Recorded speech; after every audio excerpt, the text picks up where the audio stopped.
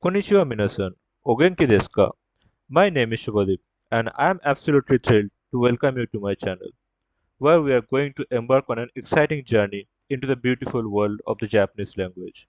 Now, you might be someone who has just freshly started learning Japanese language, or you might be someone who has already learned the 46 kanas of hiragana and 46 katakana, and you have stumbled into this exciting challenge of the kanjis.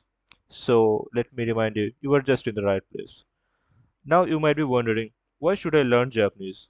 Well, let me tell you, Japan is an incredible country with a rich culture, delicious foods, and breathtaking landscape.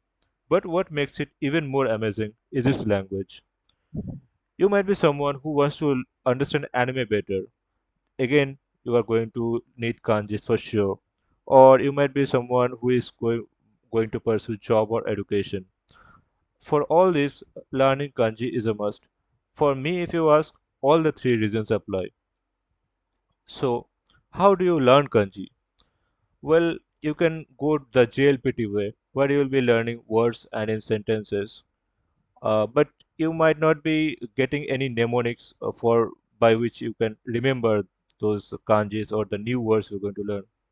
Then again, there's the Heisig way, where they teach you stroke order and without pronunciation and usage. Here you will be learning kanjis at a glance, but you won't be using it in a sentences, so it might not be helpful for you in the long run. The pros are they use mnemonics and imaginative memory, but they totally disregard the JLPT way. The kanjis that are really used may come first, and you might not be using it that frequently. Naturally, you'll be forgetting it. So people quit it generally, including me. And then there are apps like Wanikani and Anki. But there are problems. These apps can sometimes misguide you. Here's the kanji for first. Sometimes this app can also refer to it as a ground. But let me tell you, nobody actually uses this kanji to mean ground. So it's actually misguiding you. So why I am making this series? For a lot of time I have searched good content for kanji, but most channels generally focus on beginners content. And there are too many choices to learn kanjis, but nothing actually works.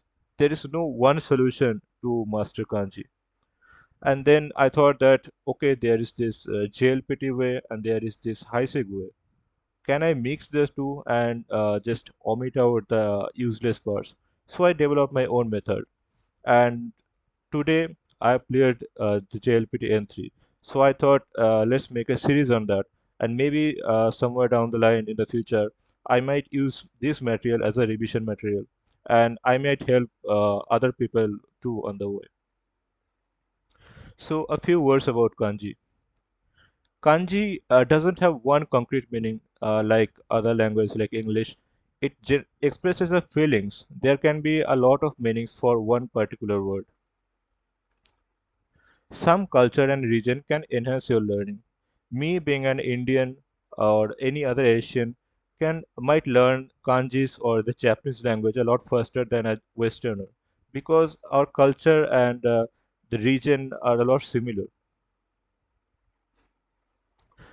There is one expectation that I want from you.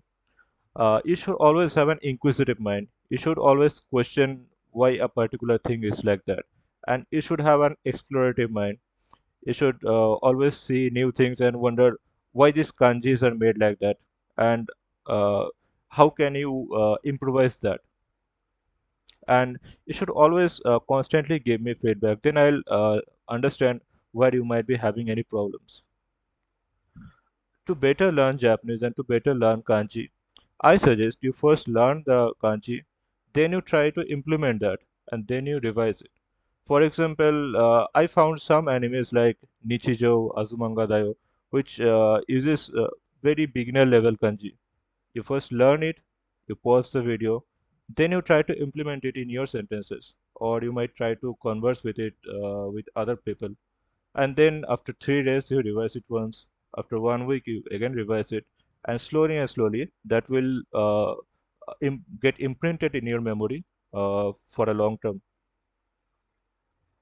So, how many kanjis are there in total, if you wonder? There are just too many kanjis. Kanji, the word, it actually means Chinese characters, and these Chinese characters are innumerable in number. But there's a good news for you. You don't have to learn that many kanjis. For the N5 level, you just need 80s. Then for N4, again 170, then 369, then 368, then 1149.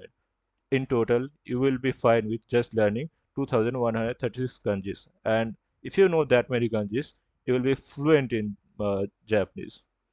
But if you say about general terms, if you know up to the N3 level, around like 700 or 800 kanjis, you will be well enough. I can say you will understand around 70 to 75% kanjis, and you would be able to read most of the texts like me. So that's all. And let's hope to see in the upcoming series. Again, this is my first video series, and I'm a little bit nervous, but let's hope that my contents will be really useful for you.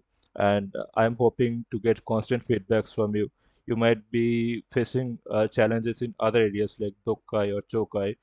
Do let me know, and I might be able to help you out by making some other series or guiding you through comments. And I might highlight some of the comments if that might help you. So thank you and have a nice day.